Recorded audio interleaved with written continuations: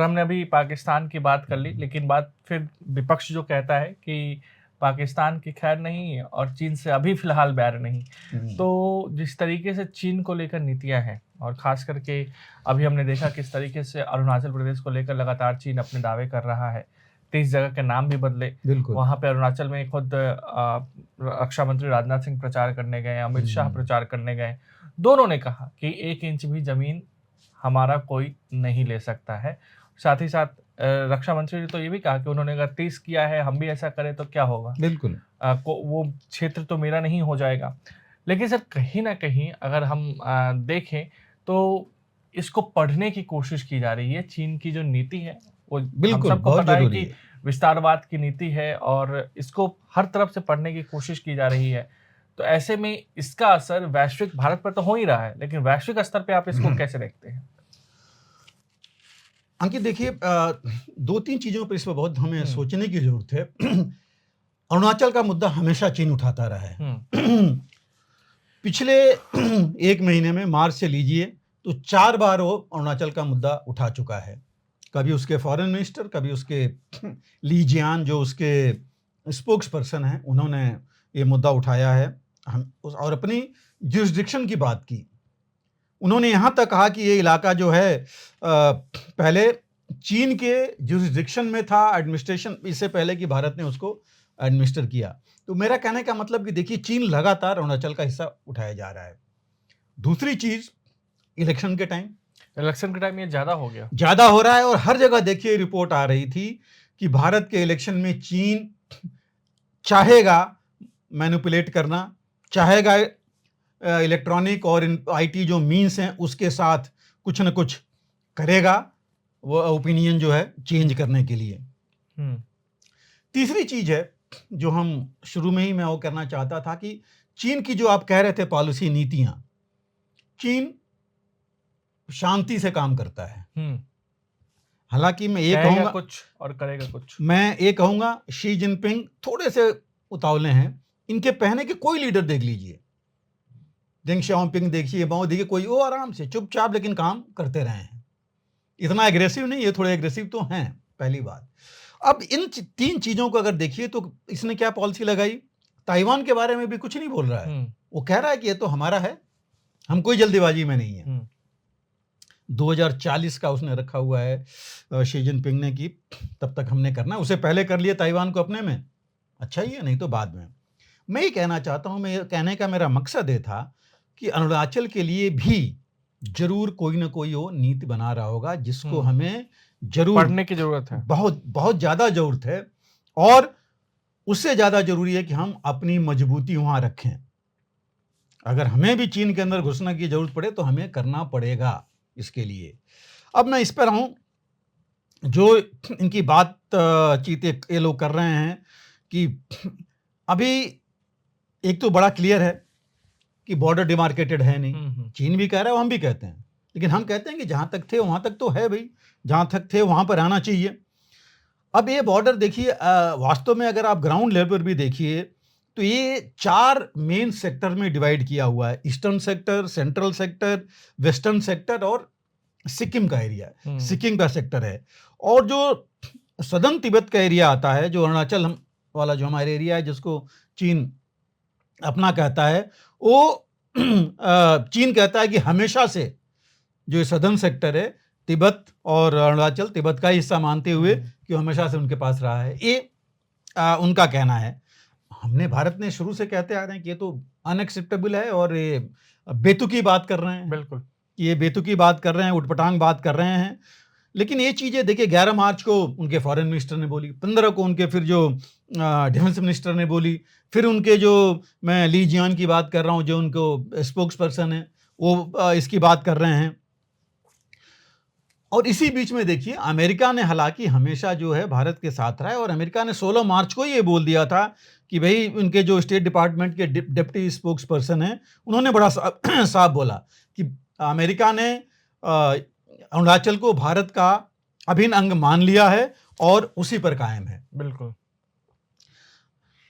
अब कितना कायम रहता है वो तो है, लेकिन मैं मानना पड़ेगा कि कम से कम चीन के खिलाफ तो अभी है। लेकिन हालांकि देखिए हम आगे बात करेंगे, चीन से वो भी बातचीत कर रहे हैं। उन्होंने शी जिनपिंग को वहाँ बुलाया था, इनकी ट्रेजरी सेक्रेटरी वहाँ गई थी चीन में। बिल्कुल। तो ये बातचीत तो इनकी चलिए, मिलिट्री टू मिलिट्री टॉक्स अभी पिछले ही महीने इनकी हुई हैं, तो ये सब चीज़ें भी चल रही हैं। लेकिन ये देखिए जो इन्होंने बाहर जा कर के ये चीज़ बात उन्होंने नहीं कही है। हालांकि उन्होंने ये भी कहा है कि अमेरिका को इसके बीच में दखल नहीं देना चाहिए, ये दो देशों का आपसी मामला है। चलिए वो भी बात मानी जाए, लेकिन ये बिल्कुल सही है कि क्या नाम बदल देने से, इन्होंने पहली बार नाम नहीं बदले हैं, ये पिछले करीब 6-7 सालों से नाम बदलने की कोशिश बदलते आ रहे हैं वहाँ के। और इनका ये कहना है कि इंडियन नाम से नहीं जाना जाएगा, ये जो नाम दे रहे हैं उसे जाना जाएगा। और अभी इन्होंने 30 नाम रिलीज किए हैं, 30 जगहों के नाम उन्होंने इसके साथ अरुणाचल में इन्होंने किया था। और उन्होंने कहा था कि पार्ट ऑफ इनके जगनान जो स्टेट है चीन का, उसका हिस्सा है। तो ये इनका कहना है, और नई चीज़ नहीं है, पहले से कहते आ रहे हैं। लेकिन नई क्या है कि ये लगातार रिपीटिशन, एक महीने में 4 बार 5 बार रिपीट करना, और अभी इलेक्शन के टाइम ये चीज़ ले आना। और हमारी तरफ से बिल्कुल, हमारे फॉरेन मिनिस्टर ने, आपने जब बताया राजनाथ सिंह, हमारे डिफेंस मिनिस्टर ऑलरेडी अरुणाचल में हैं, वहाँ पर उन्होंने बड़ा साफ संदेश दिया है। और प्रधानमंत्री ने तो ये संदेश दे ही दिया है, बल्कि प्रधानमंत्री ने तो यहाँ तक कहा कल कि भाई अगर कहीं भी आगे बढ़ना है तो पहले बॉर्डर डिस्प्यूट जो है सेटल करना पड़ेगा। चीन की जहां तक बात है, देखिए 14 स्टेट्स के साथ उसकी बाउंड्री है, लैंड एंड सी दोनों। 14 में 12 के साथ तो उसने तकरीबन सेट कर लिया है, सिर्फ भारत और भूटान के साथ नहीं किया है उसने भी, क्योंकि वो अपने टर्म्स पर चाहता है, और वो नहीं देखना चाहता, न समझना चाहता है कि जो उसको बताया जा रहा है। और 12 के साथ भी देखिए अगर सेटल किया है उसने, तो उन स्टेट्स को देखिए मनी और मसल पावर पर हुआ है। और वो चीज़ वो पता है उसको कि भारत के खिलाफ तो उसने देख लिया, पिछले 2 सालों में देख लिया कि वो चल नहीं पाएगा। हालांकि साउथ चाइना सी में ताइवान के साथ तो मसल पावर और वो अपना दिखाई रहा है। और ये इसकी पुरानी हैबिट है, देखिए पुरानी आदत है चीन की रीनेमिंग की। 2011, 2021, 2023 और अभी 2024 में उसने नाम बदले हैं अरुणाचल में स्टेट्स का। तो पहली बार नहीं है, पहले भी उसने कहा है। और मैं एक कहूँगा जो आपसे मैं कहना चाह रहा था पहले, लेकिन मैंने कहा कि इसके बाद बताएं कि इतनी ज़्यादा नाम जो बदलने की कोशिश कर रहा है, नक्शे बदलने की कोशिश कर रहा है। देखिए 1.5 साल पहले, 2 साल पहले जब गए थे हमारे प्रधानमंत्री वहाँ, तब भी उसने मानचित्र जो दिखाया था वहाँ नक्शा, उसमें इन पार्ट्स को अपने में दिखाया था। तो मैं ये कहूँगा कि चीन जो है दुनिया में कार्टोग्राफिक लड़ाई, कार्टोग्राफिक वॉर कर रहा है, मानचित्र की लड़ाई। तो अब वो एक चीज उसने शुरू कर दी है, मानचित्र की लड़ाई। उसने देखा कि पहले इसी पर ओपिनियन बिल्ड करो, और मानचित्र की लड़ाई, या मैं कहूँगा कि मानचित्र और नक्शाई है, नक्शों के हिसाब से जो है ये आक्रमण, एक नई चीज शुरू करो। नहीं तो देखिए 19 बॉर्डर मैनेजमेंट टॉक्स हमारी हो चुकी हैं 1993 से, जब से बातचीत इनसे हुई थी। फिर भी इसने, जो हमारे अरुणाचल के स्पोर्ट्स पर्सन पिछली बार गए थे उनके यहाँ उशू के लिए, वहाँ पर उसने स्टेपल्ड वीज़ा दिए थे। अगर ये बातचीत अगर हो गया तो नहीं होना चाहिए था। 25 राउंड इसने बातचीत की है भूटान के साथ बॉर्डर सेटलमेंट के लिए। कोई खास नतीजा नहीं निकला, लेकिन पिछले में कुछ में लग रहा था कि भूटान शायद उसके मनी और मसल पावर के चक्कर में आ जाए। लेकिन अभी प्रधानमंत्री की जो विजिट वहाँ हुई, उससे पहले हमारे NSA भी गए थे, फॉरेन मिनिस्टर भी गए थे। तो मुझे लग रहा है कि भूटान अब जो चाल है, वो मैं कहूँगा चीन की चाल समझ गया है, जो भारत समझाना चाहता था। तो वो जो है, और इसलिए मैं एक और कह रहा हूँ, देखिए रूस ने बोला है कि रूस चाइना की जो मित्रता है, फ्रेंडशिप है, वो सदियों के लिए है, मतलब नेवर एंडिंग है। 2008 में चीन ने रूस के साथ अपना बाउंड्री सेटलमेंट किया था तकरीबन, लेकिन अभी भी तकरीबन 200 किलोमीटर का एक हेक्साजी आइलैंड का एरिया है जिसको अपना दिखाता है। बिल्कुल अभी भी जो सदर्न एंड है रूस का, जो थोड़ा सा निकला हुआ है सी में जाता है और चीन के साथ है, उसमें धीरे धीरे चीन के लोग जाके सेटल हो रहे हैं। ये भी चीज आ रही है वहां पर। तो ये कि किसी का इस मामले में ये हो नहीं सकता। अब दो तीन चीज जो हमारे साथ हुई, देखिए आप गलवान क्लैश लीजिए, गलवान की जो लड़ाई हुई थी डोकलम में, और वहां पर ऑलरेडी इसको एक सबक जिसे हम कहते हैं चीन को मिल गई है कि भारत बाकियों की तरह नहीं है कि हम कुछ भी कर लें और ऐसे वो हमारे उसमें आ जाएगा। क्योंकि एलएसी भी जो है जिसकी बात करता है कि वो फ्लूइड है, वो भी 1914 की एक ट्रीटी हुई थी लद्दाख और इनके बीच में, जिससे कि ये हुआ था। लेकिन वो भी हालांकि नक्शे पर नहीं हुई थी, बट ग्राउंड पर अगर मान ली गई तो उसको मान के तो चलना चाहिए। अब टोटल बॉर्डर हमारा जो चीन के साथ है वो है तकरीबन 3,04,48 किलोमीटर का। हम सिर्फ अरुणाचल देखें, बाकियों की नहीं मैं बात कर रहा हूं कि हमारे 5 स्टेट का बॉर्डर उसके साथ है। उत्तरांचल है, हिमाचल है, जेएनके है, ये अरुणाचल है और सिक्किम है। तो इनका बॉर्डर उसके साथ मिलता है। सबसे ज्यादा जो है 1726 किलोमीटर का अरुणाचल के साथ है। बिल्कुल। और उस पर जो है ये दिखाता है, हालांकि उसने जो हमारा उत्तरांचल में भी उसने किया था, नेपाल को इंस्टिगेट किया था, तो वो ये लेके चल रहा है और ये आग और सुलगती रखना चाहता है। तो ये उसका एम है। हालांकि 2003 में एक एमओयू भारत से साइन हुआ था, उस समय की सरकार ने किया था, जिसमें भारत ने तिब्बत को रिकॉग्नाइज कर दिया था चाइना का पार्ट, और उस समय चीन ने सिक्किम को भारत का पार्ट रिकॉग्नाइज कर दिया था। जो 2013 का उसके बाद जो बॉर्डर एग्रीमेंट हुआ था उसमें बड़ा साफ लिखा गया था कि इसमें जो है कोई चेंज नहीं होना चाहिए बॉर्डर के ऊपर। दैट मीन्स कि जो स्टेटस को है मेंटेन होना चाहिए। अब ये स्टेटस को मेंटेन की से आगे बढ़ रहा है। बिल्कुल। ग्रे जोन बनाया गया था कि दोनों के बीच की जो एरिया है पेट्रोलिंग आप कर सकते हैं लेकिन रुकेंगे नहीं, वो भी ये वायलेट करने लगा, वहां जाके रुकने लगा। तो ये सब चीजें हैं जिसको कि हम अब चीन के ऊपर डिपेंड नहीं कर सकते हैं। पहले हम क्यों कर रहे थे, डर रहे थे, वो डरा रहा था या हमको कुछ था, वो हम अब उसमें सोचने की जरूरत ही नहीं, क्योंकि वो तो चीज खत्म हो गई। क्योंकि अब हम यही कह रहे हैं कि 38,000 स्क्वायर किलोमीटर का जो हमारा अक्साई चीन का एरिया है वो ऑलरेडी ऑक्युपाई कर चुका है और उसके ऊपर हमें फोकस करना है। अगर वो नहीं मान रहा है, हमको ये कहना पड़ेगा कि अगर एग्रीमेंट 2013 का अगर वायलेट कर रहा है तो हम भी बोलेंगे कि तिब्बत जो है वो गलत हमने इनसे कर दिया था, इनका नहीं है। जो कि तिब्बत के लोग कह रहे हैं जो इधर रह रहे हैं, जो वहां से भागे हुए हैं। अभी है क्या, चीन ने देखिए अपने आप को, मैंने कहा आपसे, कार्टोग्राफिक लड़ाई शुरू कर दी, साइकोलॉजिकल वॉर शुरू कर रहा है और पुराने एग्रीमेंट से हट रहा है।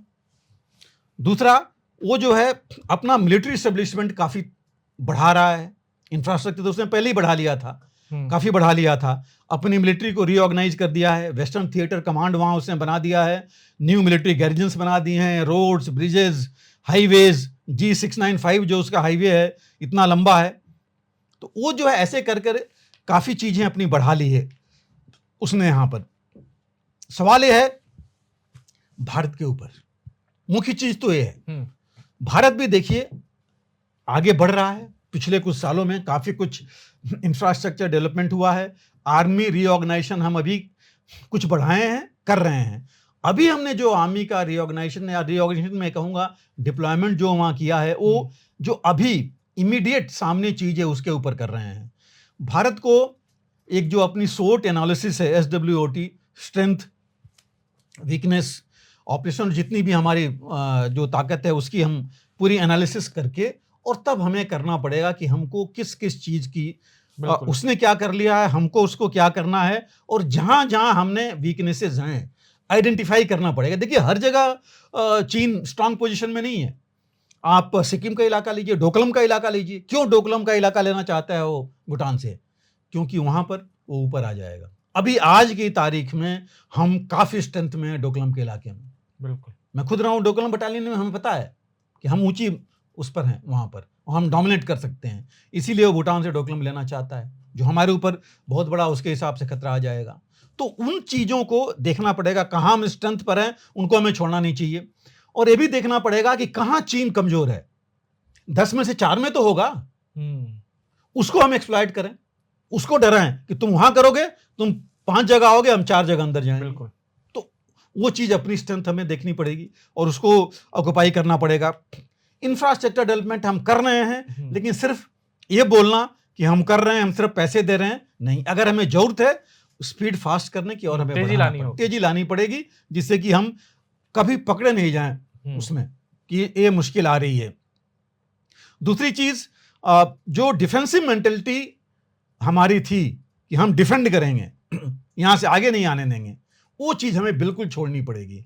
और हमको जहां हम हैं वहां तो हैं ही, हम ये देख लेंगे हम कहां तक आगे जा सकते हैं और कहां तक हमारा है, वो तो हम ले लेंगे, जहां तक जाएंगे ले लेंगे। मैं ये कह रहा हूं ये सोचना पड़ेगा यहां तो हम हैं ही, यहां से हम कितना आगे जा सकते हैं, वो हमारी स्ट्रेंथ कितनी है, और उस स्ट्रेंथ को मजबूत करना पड़ेगा कि हम आगे जाएं, सिर्फ डिफेंड करने के लिए नहीं बचे रहें। बिल्कुल। देखिए दुश्मन थोड़ा बहुत तो अंदर आएगा ही आएगा, बट अगर वो 10 और हम 20 किलोमीटर चले जाएं तो हम आगे हैं।